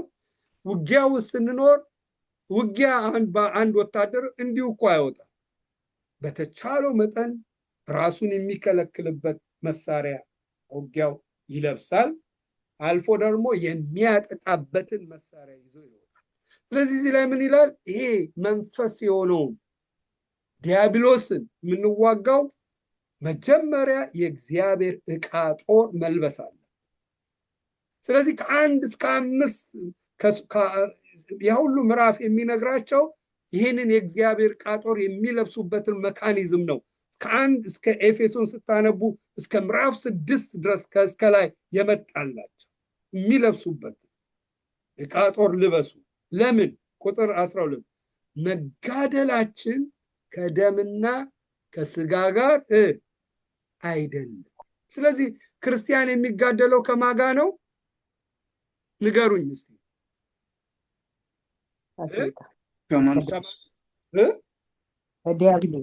ከሰይጣን መንፈስ። አዎ፣ ከደምና ከስጋ ጋር አይደለም ማለት ምን ማለቱ ነው? ከሰው ጋር አይደለም። ከሰው ጋር አይደለም። አንተ እኔ ያለንበት ዞኑ ጦር ሜዳ። አሁን ጦር ሜዳ ሰው ሲሄድ ዘና ብሎ ነው እንደሚሄደው። አሁን በኢራቅ ሄዱ፣ በተለያየ ቦታ በጦር ሜዳ ሰው ሲሄድ ዘና ብሎ አይሄድም።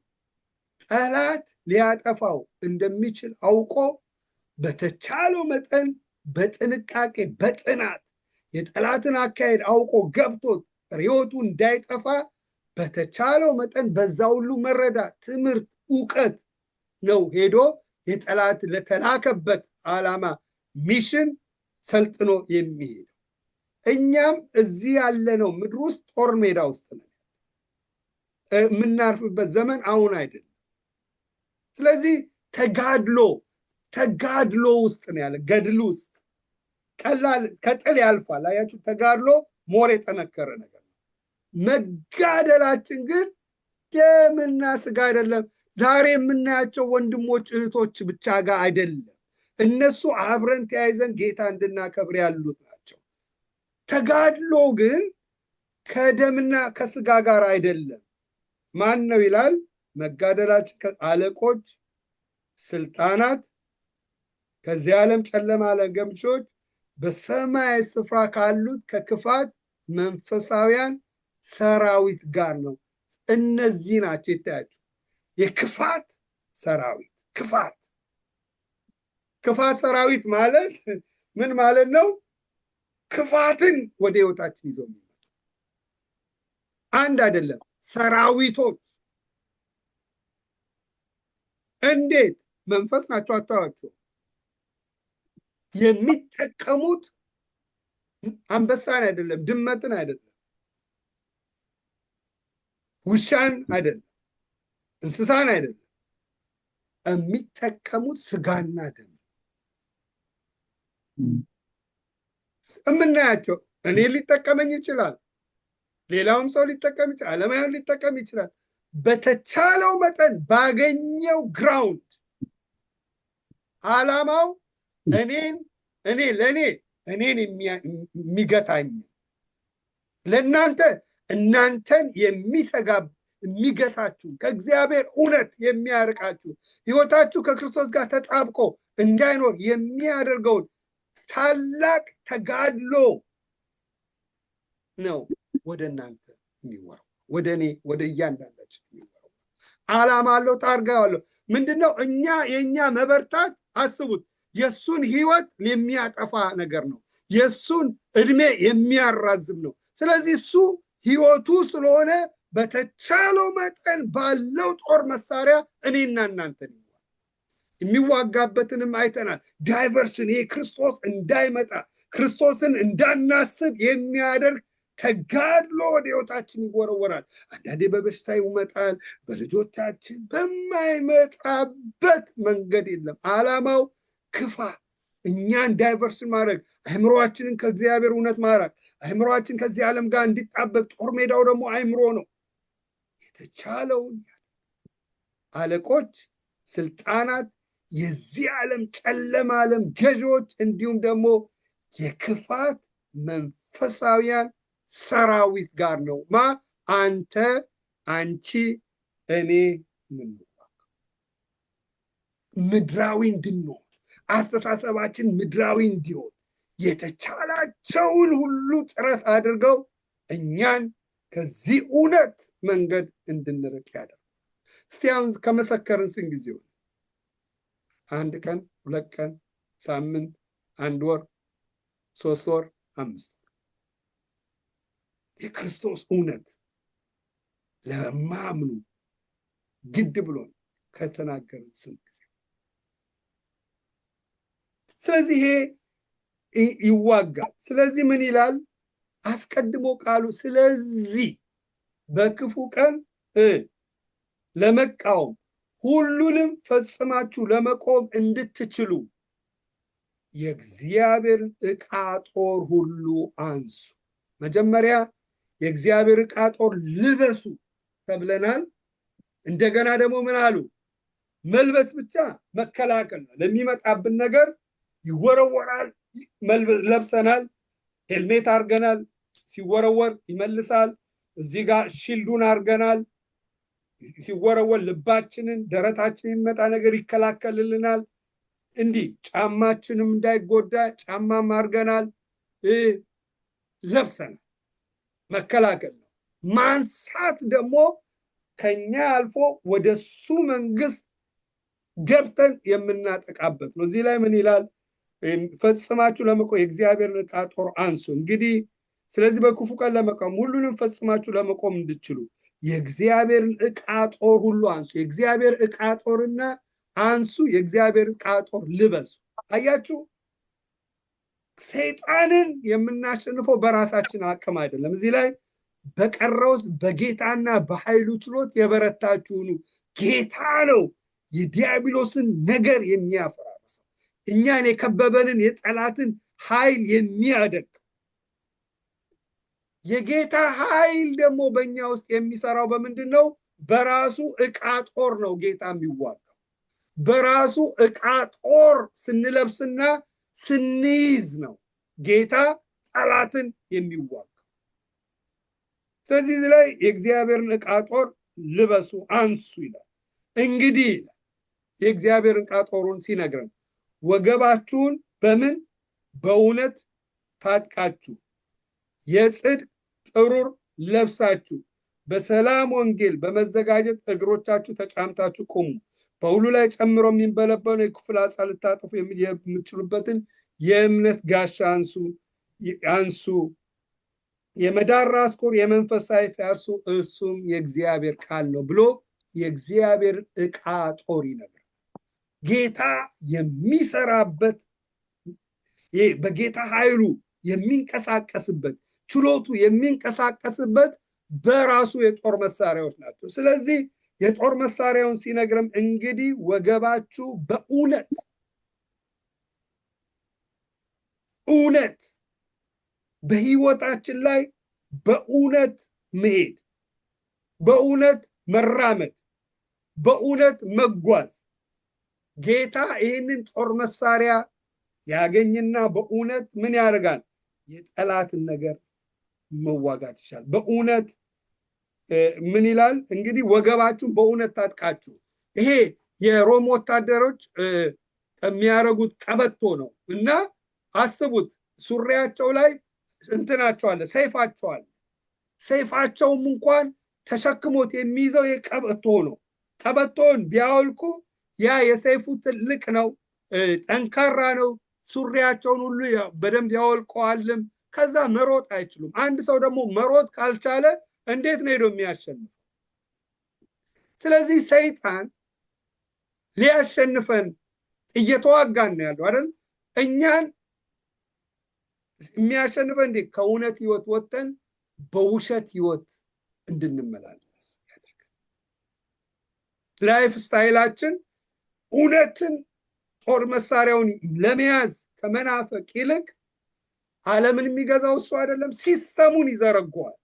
ከእውነት ወጥተን በውሸት ህይወት ውስጥ እንድንሄድ መሄድስ እሺ ኦኬ ሄድን ልበል፣ እንዳንመለስ በንስሐ እዛ ሲስተም ሌላ እውነት ያለ ሲስተም እንደሌለስ አስመስሎን በውሸት ነገር ውስጥ ህይወታችን ተዘፍቆ እንዳንመለስ በዛ ሲስተም ውስጥ እንድንኖር።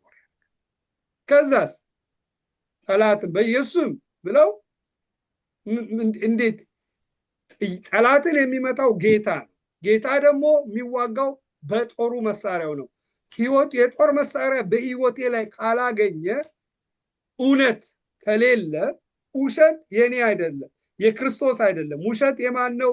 የውሸት ላይፍ ስታይል፣ የውሸት ኑሮ፣ የውሸት አካሄድ የማን ነው? የዲያብሎስ የራሱ ዕቃ ጦር መሳሪያው።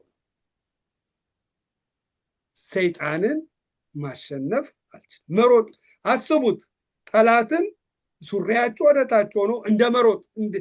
ይህንን ጳውሎስ ሲጽፍ የሮም ወታደሩን እያየ ነው የጻፈው። ይሄ ታስሮ ነው ኤፌሶንን የጻፈው። እዛ ላይ አይቶ እግዚአብሔር በሚገርም መገለጥ ነው የጻፈው።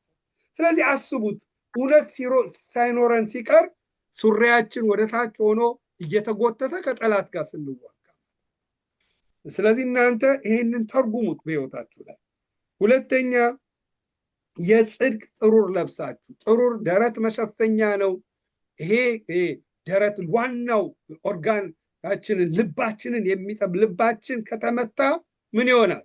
እንሞታለን። ልብ የህይወት ሁሉ መውጫ። ልባችን ሰው ሞተ የሚባለው አንደኛ ልቡ መስራት ሲያቆም፣ ሁለተኛ ደግሞ አይምሮ ፋንክሽን አይምሮ ሲቆም፣ ከዛ በኋላ ደም መዘዋወር ያቀረ ቀስ በቀስ ሌላው አካሉ እየሞተ ይመጣል። ስለዚህ ልቡ ሲሞት ወዲያው ቀጥ ይላል። አይምሮ ከሞተ በኋላ ፋንክሽን ማያረግ ከሆነ ግን ቀስ በቀስ ሌላውን ሰውነቱን እየገድ ሰውየው ሲንቀሳቀስ በህይወት ያለ ይመስላል፣ ግን ሞቷል ያ ሰው። ቀስ በቀስ ሰውነቱ እየሞተ ሌላውን አካል እየጎዳው እየገደለው ይመጣል። ስለዚህ ሰይጣን ይሄ የጽድቅን ጥሩር ህይወታችን በክርስቶስ ያገኘነው ጽድቅ፣ በማመናችን የተቀበልነው ጽድቅ፣ የዘላለም ያገኘንበት ጽድቅ አለ። እሱን በዚህ እውነት ላይ ህይወታችን እንዳይመሰረት ስለጸደቅን በዚህ ህይወት ነው መመላለስ ያለብን። ከዚህ ህይወታችንን እንዲጎድል ያደርጉ። ከዛ በኋላ በቀላሉ እኛን ያጠቃናል። ምን ያደርገናል? የሚወረወረው ፍላጻ ሁሉ እኛን ይመታናል። ስለዚህ የጽድቅ ሕይወት እንደገና በሁሉ ላይ የጽድቅን ጥሩ ለብሳችሁ በሰላም ወንጌል በመዘጋጀት እግሮቻችሁ ተጫምታችሁ ቁሙ። በሰላም ወንጌል ማለት ወንጌልን ቃል የወንጌል እውነት አለ። ይሄ የወንጌል እውነትን ከሕይወታችን ካራቀው ወገኖች ሆይ በምንሄድ በሾክ መንገድ ላይ በባዶ እግር እንደምንሄድ አስቡ። በባዶ እግር ምን ያህል እንሄዳለን? ምንም ያህል አንሄድም። እግራችን ይጎዳል፣ እሾክ ይወገዋል፣ የተለያየ ነገር የሚቆራርጡ ነገሮች ይቆርጠንና በቀላሉ እንዳንዋጋ እንሆናለን። ስለዚህ የሰላምን ወንጌል በወንጌል ውስጥ ያገኘነውን ነገር ሕይወታችንን ካራቀው ዜን ጠላት በቀላሉ ያሸንፈናል። እንዲሁም ትንሽ ነገር ተናግሬ አቆማለሁ። በሁሉ ላይ ጨምረው የሚንበለበው የክፉ ፍላጻ ልታጠፉ የምትችሉበትን የእምነት ጋሻ አንሱ። ሰይጣን ትልቁ ሜካኒዝም እኛን ተስፋ ማስቆረጥ፣ የሚንበለበለውን የክፉ ፍላጻ ነው ወደ ሕይወታችን የሚንበለበሉ የሚመጡ እኛን ተስፋ ለማስቆረጥ፣ የእኛን ተስፋ ለመንሳት፣ እኛ ዲፕረስ እንሆን የሚያደርግ እኛ በቃ አይደለ ዲስፔር በቃ አይደለ ሄቪ የሆነ ተስፋ መቁረጥ ውስጥ እንድንገባ የሚያደርገን፣ በፍርሃት ውስጥ ሕይወታችን እንዲያዝ የሚያደርግ የተለያየ ክፉ ፍላጻ ወደ ሕይወታችን አንዳንድ ይወረወርና እኛን ፓራላይዝ በሀሳብ የክርስቶስ የተስፋው በክርስቶስ ውስጥ ያገኘነው ደስታ ያ ሁሉ ይጠፋብንና አንዳንዴ ከተስፋው መቁረጥ አልፎ የሞት ሽታ እንኳን ይሸተን። ተስፋ በመቁረጥ ውስጥ ሕይወታችን ይገባ። የክፉ ፍላጻ የምታጠፉበትን የሚጠፋው ደግሞ በምንድን ነው?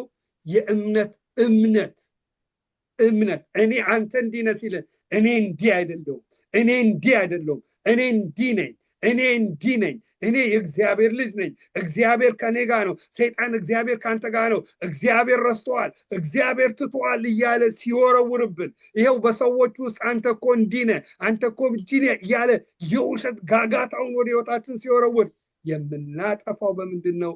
የእምነት ጋሻ እኔ የእግዚአብሔር ልጅ ነኝ፣ እኔ በስሙ በክርስቶስ ደም የተዋጀው ማንነት ለዘላለም የጸደው በክርስቶስ ቀኝ ያለው ስሜቱ ላይ ነግረን ይችላል። በቃ ሁኔታዎች ላይ ነግሩን ይችላል። በእግዚአብሔር ቃል ላይ ግን ስንቆም የሚወረወረው ጋሻን ይዘን ለሚወረወረው እንደምንመልስለት ሲመጣ ወደ አይምሮአችንን ሲከበው በዚህ እውነት መዋጋት፣ በዚህ እውነት ስንታገለው ይበኖ ይወጣል፣ በእምነት ጋሻ ይመልስልናል። ስለዚህ ወደ አይምሮአችን እርግብ መታ በእኛ ብትዞር ትችላለች፣ እኛ ላይ ወጣ ግን ከካዋ እንድታረቅ አንፈቅድላትም፣ እናባረራታለን። ሀሳቦች ሊወረወሩ ይችላሉ፣ እኛን ተስፋ የሚያስቆርጡ፣ እኛን ግራ የሚያጋቡ፣ እኛ ብቸኛ እንደሆን፣ ማንም እንደማያየን፣ እግዚአብሔር እንደረሳን፣ እግዚአብሔር እንደተወን፣ ሰዎች እንደማያወድን፣ እንዲህ የተለያየ ነገር ሊመጣ ይችላል። ዋናው ግን እኛ መቀበላችን፣ እንዳንቀበለው በእምነት እግዚአብሔር ስለኛ የጻፈው ብዙ ነገሮች አሉ። እሱን ባልነው ቁጥር አቅም እያጣ ይሄዳል። ይሄ የተወረወረው ነገር ከዛ ከኛ ላይ ይቦናል። ስለዚህ የእምነት ጋሻን አንሱ። አንተ እንዲህ ትሆናለህ፣ አንተ እንዲህ ትሆናለህ። ኖ ጠባቂ አይተኛም፣ አንቀላፋም። ሰዎች በካንሰር በተለያየ ነገር ሲመቱ ወይ ስንሰማ አንተ እኮ ካንሰር የሆነ ስሜት እንዲህ ሊሆን ኖ፣ እግዚአብሔር ጠባቂ ነው። እግዚአብሔር በሕይወቴ ላይ ያላለው አይመጣም። እንዲህ እያልን ለሚመጣው ፍላጻ እንናገራለን። እግዚአብሔር በሕይወታችን ላይ ካለባቴ ፈቃድ ከፀጉሬ ላይ አንድ እንኳን አይነሳም። ለምን? ፍርሃት በጣም መጥፎ ስለሆነ። ፍርሃት ስንፈራ ያ ፍርሃትን ከተቀበለው በሕይወታችን ላይ ኢምፓክት ያመጣል። ስለዚህ ይሄ የእምነት ጋሻ ግን እነዚህ ነገሮች ሁሉ ያጠፋል። እንደገና የእምነትን ጋሻ ምን አሉ? የእምነት ጋሻ የክፉ ፍላጻ የምታጠፉበት የእምነት ጋሻ አንሱ፣ የመዳንን ራስ ቁር የመንፈስ ሰይፍ ያዙ፣ እርሱም የእግዚአብሔር ቃል ነው ይላል። የመዳንን ራስ ቁር የመዳንን ራስ ቁር ማለት በክርስቶስ ውስጥ ድነናል። የዳንበት ራስ ቁር ማለት እንደ ሄልሜት ነው። ስለዚህ ሄልሜት ከሚወረወሩ ፍላጻ የሚጠብቀን ነው እና ይሄንን የሚረዳን በመዳናችን ውስጥ ያገኘነው ነገር በክርስቶስ ውስጥ የተደረገልን ማንነት ይሄንን በማሰብ በምናስብበት ጊዜ ነው የሚወረወሩት ፍላጻ በሕይወታችን ላይ ምንም ተጽዕኖ የማይመጡት። በመዳናችን ውስጥ ያገኘነውን የዘላለም እረፍት ከሕይወታችን ላይ ግን ካራቅ ነው በቀላሉ ሄልሜት ሳናረግ ጠላት ዞን ውስጥ እንደወጣን ነው። ሕይወታችንን ሰይጣን በብዙ ነገር ይዋጋል። ስለዚህ በመዳናችን ውስጥ ያገኘነው የዘላለም እረፍት ይሄንን ሁሌ ማሰብ እንዳለብን ከቃሉ ላይ እናያለን። በመጨረሻ የመዳን ራስ ቁር የመንፈስ ሰይፍ ያዙ እርሱም የእግዚአብሔር ቃል ነው ይላል። እነዚህ ሁሉ የመከላከያ ናቸው። የመንፈስ እነዚህ የመዳናችን ራስ ቁር የእምነት ጋሻ መከላከያ ናቸው። የመንፈስ ሰይፍ ግን ሄደን ጠላታችንን የምናጠቃበት ነው። እሱም የእግዚአብሔር ቃል ነው። ክርስቶስ ሰይጣን ሲፈትነው እንዲህ ተብሏል ሲለው እሱ የእግዚአብሔር ቃል ማወቁ አይደለም። አሁን የመዳን ራስ ቁር ማወቃችን አለ አይደል? አንተ እንዲህ ነው እኔ በመዳኔ ውስጥ ዘላለም ክብር ነው። አንተ እኮ ትሞታለህ። ብሞትም የሚሄድበት የዘላለም ርስት አለኝ። እኔ እኮ ብሞት ለዘላለም ልከብር ነው ከክርስቶስ ጋር የሚሄደው። ሞት እኮ እኔን አያስፈራኝም። ይህ ደግሞ የሞትና የሲኦል መክፈያ የያዘው ሁሉ ጌታ ነው። ጌታ ካላለ ሞት እኮ እኔን እኮ ምንም አያደርገኝም። በሞት ፍርሃት ያለውን ነፃ ያወጣ ክርስቶስ ነው እያልን በመዳናችን ውስጥ ያለውን እንነግረዋለን። ያን ቃል ባንናገረውም ያን ቃል ስናወራው እንትን ያደርገዋል። የመንፈስ ሰይፍ ግን ለሚወረወርብን የዲያብሎስ ሰይፍ ቃሉን ነው የምንናገረው ተብሎ ተጽፏል። ቃሉ እንዲህ ይላል፣ ቃሉ እንዲህ ይላል ስንለው ጌታ በጌታና በኃይሉ ችሎት የበረታችሁ ሁኑ ሲላል ጌታ ሄዶ የጠላትን ጉልበት የሚያደቀው በቃሉ። ስለዚህ እንደዛ ሆኖ ሰይጣንን ዲያብሎስን ይወጓል። የመጨረሻና ቁልፉን እዚህ ላይ ተናግሮ እጨርሳለሁ። እርሱም የእግዚአብሔር ቃል ነው። ቁጥር 18 በጸሎትና በልመና ሁሉ ዘወትር በመንፈስ ጸልዩ ብሎ ይናገራል። እነዚህ የጦር መሳሪያዎች ሁሉ እነዚህ የእግዚአብሔር ዕቃ ጦር መሳሪያዎች ሁሉ ሰይፉ ቢኖረን፣ ጋሻው ቢኖረን፣ ጫማው ቢኖረን፣ እንትኑ ቢኖረን፣ እዚህ ላይ በልባችን ላይ የምንጠብቅበት ነገር ቢኖረን ግን ምን ዋጋ አለ? ዕቃ ጦሩ ካለ እነዚህ ለብሰን ካልተዋጋንባቸው ምን ጥቅም አለ መኖሩ? ስለዚህ እነዚህን ነገሮች በሕይወታችን ላይ ለብሰን እንድንዋጋ የሚያደርገን መሳሪያ ጸሎት ነው። እነዚህ ነገሮች በአግባቡ ፋንክሽን እያደረጉ የጠላትን የዲያብሎስን መንግስት ላይ ተጽዕኖ የሚያመጡት የጸሎት ህይወት የቅዱሳን ጸሎት በስራዋ ምን ታደርጋለች ይላል? እጅግ ኃይልን ታደርጋለች ይላል። እነዚህ የጦር መሳሪያዎች ሁሉ ተያይዘው በጠላት ላይ ተጽዕኖ የሚያመጡት በምንድን ነው ይላል? በጸሎት። እሱም በዘወትር በመንፈስ ጸልዩ። ስለዚህ መልእክቴን ስጨርስ ወገኖች ሆይ ዛሬ በተለያየ ነገር ውስጥ ልናልፍ እንችላለን። ጌታም ተናግሮናል በጥቂት ጊዜ መከራ ከተቀበላችሁ በኋላ ይሄ መከራ ግን እኛን ወደኋላ ማድረግ የለም። ከእግዚአብሔር ቤት ካለን ኮሚትመንት የበለጠ እየጨመረ የበለጠ እየተጋ የበለጠ ከጌታ ጋር እየተጣበቅን ኢየሱስን መጠበቅ አለ። ከዚህ ህይወት ግን ህይወታችን ከጎደለ ወገኖች ሆይ ህይወታችን ከዘላለም ተስፋ ከዘላለም ርስት እየጎደለ ነው። ስለዚህ ሁሉን አተን የጌታ ነገር በህይወታችን ላይ ቢበዛ ጌታ አትራፊዎች ነው። እግዚአብሔር ደግሞ አይተወንም፣ አይለቀንም። ካላባታችን ፈቃድ ከፀጉራችን ላይ አንድ እንኳን አይነሳም። በተለያየ ብንፈተንም ይሄ ጌታ ምን ያደርገናል? ያበረታቸዋል፣ ይጠብቃቸዋል፣ ያጸናቸዋል ተብሏል።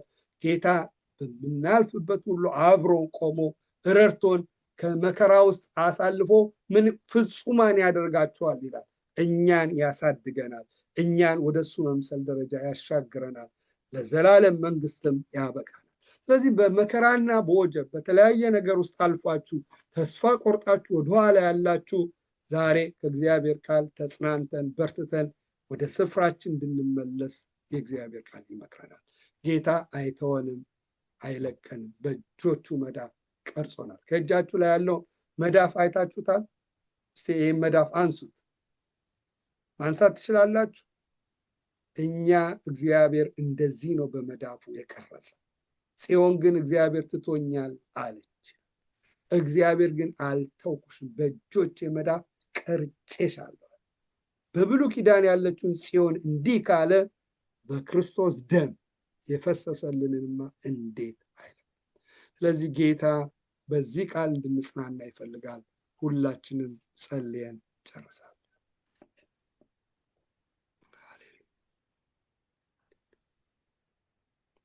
ማራናታ፣ ኢየሱስ አንድ ቀን ይመጣል። የዓለም ጉስቁልና ያበቃል። ሙሽራው ኢየሱስ በክብር በመላእክት ታጅቦ ልጆቹን ሊወስድ ኢየሱስ ይመጣል። ኢየሱስ ይመጣል። ይህች ምድር ተመልካች ያለባት ምድር ናት። ክርስቶስ ኦልሬዲ ድል አድርጓል፣ አሸንፏል። ይሄ ጌታ አንድ ቀን ይመጣል። መቼ አናውቅም። እንደ ሌባ ይመጣል። ዛሬ ተዘጋጅተን እንድንጠብቀው ጌታ ይፈልጋል። በንስሐ መንገዳችን ትክክል ካልሆነ ትክክል ባልሆነው ተስፋ እንድንቆርጥ አይደለም ጌታ የሚፈልገው። ጌታ እንደተወን፣ ጌታ እንደረሳን አይደለም። ጌታ አይተወንም፣ አይረሳን። እኛ ግን በንስሐ ጌታ የወደድኳቸውን እስከ መጨረሻው ወደድኳቸው። ይወደናል። በምንም አይነት ህይወት ውስጥ ልናልፍ እንችላለን። በአፕ በዳውን በተለያየ ከእግዚአብሔር ርቀን ልንሆን እንችላለን። እግዚአብሔር ይወደናል። እግዚአብሔር ይጠራል። እግዚአብሔር ከሩቅ ሆኖ ያ ሁለት ልጁ አንዱ ልጅ ወደ ሩቅ ሀገር እንደሄደ አባትየው ከሩቅ ሆኖ እንደሚመለከተው ልጄ አንድ ቀን ይመለስ ይሆን እንዳልሚለው ጌታ እንደዚህ ነው እኛን የሚጠብቅ። ቸርች ውስጥ ሆነን ቅድም ስንጸልይ ልባችን ከጌታ የራቀ በልባቸው ወደ ግብፅ ተመለሱ ይላል። ልባችን ወደ ዓለም ከተመለሰ ዛሬ እግዚአብሔር ወደ እሱ እንድንመለስ ይፈልጋል። እግዚአብሔር በምህረት በንስሐ ወደ እሱ እንድንመለስ በሩን ከፍቶልናል። ቀጥታውን ወደ ቅዱሰ ቅዱሳን የምንገባበት በር ተከፍቷል። ስለዚህ እግዚአብሔር እንደዚህ አድርጎ ወዶናል። የሁሉ ጸጋ ተሰጥቶናል። ጸጋው በአእምሮ በላይ ሁሉ ተደርጎልናል። ይሄንን ቻንስ እንጠቀም። የምንጠቀመው ደግሞ አሁን ነው። ከሞትም በኋላ ቱሌት ነው። አሁን ግን ጸጋውን፣ ምህረቱን፣ ፍቅሩን እንድንቀበለው እግዚአብሔር ከፍቶልናል። ስለዚህ በዚህ ህይወታችንን መልሰነው እግዚአብሔርን ቀን በቀን እየጠበቅነው እሱ በሚመራን አቅጣጫ እንድንኖር እግዚአብሔር ከእያንዳንዳችን ይፈልጋል። የዘላለም አምላክ እግዚአብሔር እባርካለሁ፣ ስምን ከፍ አደርጋለሁ። እነሆ አንተ ወደ ትክክለኛ መንገድ የምንሄድበትን ወደ ቃልህ ህይወታችን የሚመለስበትን ለእኔ ለወንድሞቼ ለእህቶቼ ስለነገርከን እባርካለሁ። ይሄ ቃል እኛን ወደ ታች የሚያደርገን ሳይሆን መንገዳችንን ትራካችንን አስተካክለን አንተን በመፈለግ በመፍራት ህይወት እንድንመላለስ እንዲረዳን ጸጋ እንዲለቀቅልን በኢየሱስ ስም ጸልያለሁ። የዘለው የደከሙ ተስፋ የቆረጡ ተስፋቸው እንዲታደስ እንዲበረቱ ከጠላት ውርጅብኝ የተለያየ ፈተናዎች የተነሳ ተስፋ የቆረጡ ዛሬ ጌታ ከጎናቸው እንዳላቸው ገብቶ ወደ ቃል መመለስ እንድንችል ሁላችንን እርዳን። ስለሰማነው ተመስገን። አሁን በበቀል የሚወጣ ቃሉን ከኛ ህይወት ለማራቅ ወደ እያንዳንዳችን የሚላኩ በቀሎች ሁሉ በክርስቶስ ኢየሱስ ስም የታሰሩ እንዲሆኑ ጸልይ። በኢየሱስ ስም የበቀል ጉልበት በቀል በኢየሱስ ስም የታሰረ ከእህቶቼ ከወንድሞቼ ከኔ የተያዘ እንዲሆን አዛለሁ። የታሰረ አቅም እንዳይኖረው በኢየሱስ ስም አዛለሁ። ስለነበረን ጊዜ ሁሉ ተመስገን። ስለ ሁሉ ክብር ላንተ ይሁን። አሜን። በጌታ በኢየሱስ ክርስቶስ ስም ብለህ ስማን። አሜን። አሜን። አሜን። ጌታ ይባርክ ወንድማችን።